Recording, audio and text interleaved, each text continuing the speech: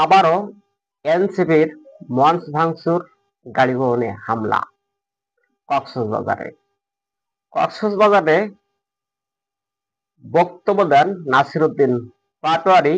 তার বক্তব্য জের ধরে বিএনপি কর্মীরা ক্ষুব্ধ হয়ে এনসিপির মঞ্চ ভাঙচুর করে এবং গাড়ি ভবনে হামলা করে।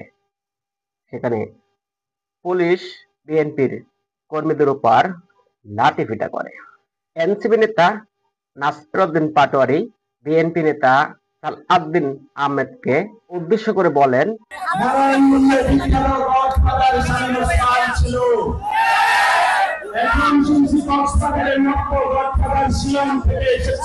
কক্সবাজারে নব গডফাদার আগমন করেছে, তিনি জমি দখল, ঘের দখল করছে। এমন বক্তব্যের পরে বিএনপি কর্মীরা ক্ষুব্ধ হয়ে এনসিপির মঞ্চ ভাঙচুর করে এবং গাড়ি ভবনে ভাঙচুর করে।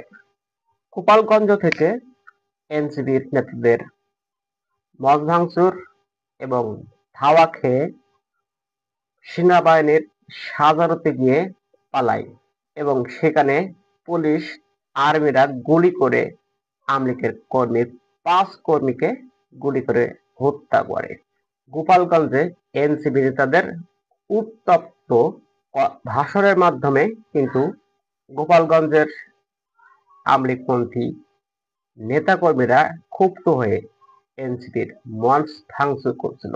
সেখানে পুলিশ তাদেরকে আত্মরক্ষা দিয়ে সেনাবাহিনীর সাজারো গাড়িতে নিয়ে আসে এবং আওয়ামী লীগের 5 কর্মীকে গুলি করে।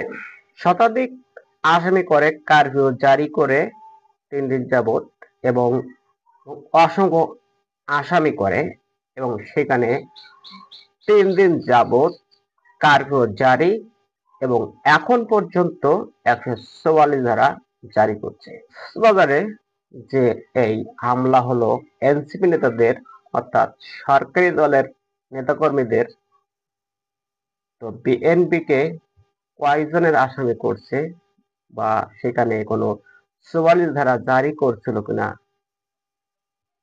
এমন কোনো তথ্য কিন্তু পাওয়া যায় নাই। গোপালগঞ্জে এটা আওয়ামী লীগের ঘাঁটি, এটা মানতে হবে। তো সেখানে হামলা ভাঙচুর কিংবা দলীয় পর্যায়ে কিছুটা হতে পারে আশঙ্কা ছিল।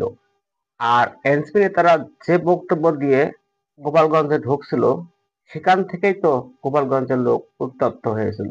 অন্য অন্য জেলায় পথযাত্রা এবং গোপালগঞ্জের বেলায় মার্চ টু গোপালগঞ্জ, এটাই তো মারের প্রধান কারণ।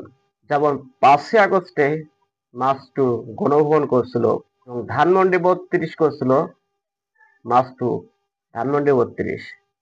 আর ধানমন্ডি 32-এ গণভবনে যে গণলুট করছে, ধানমন্ডি 32 ভাঙচুর করছে, তখন কিন্তু আওয়ামী লীগের নেতাকর্মীরা কোনো বাধা দেয় নাই।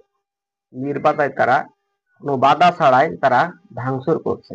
শুধু ভাঙচুর নয়, নিজের হাতে ভাঙচুর নয়, বরঞ্চ বুলডোজার দিয়ে দীর্ঘক্ষণ ধরে সেটা ভাঙচুর করছে।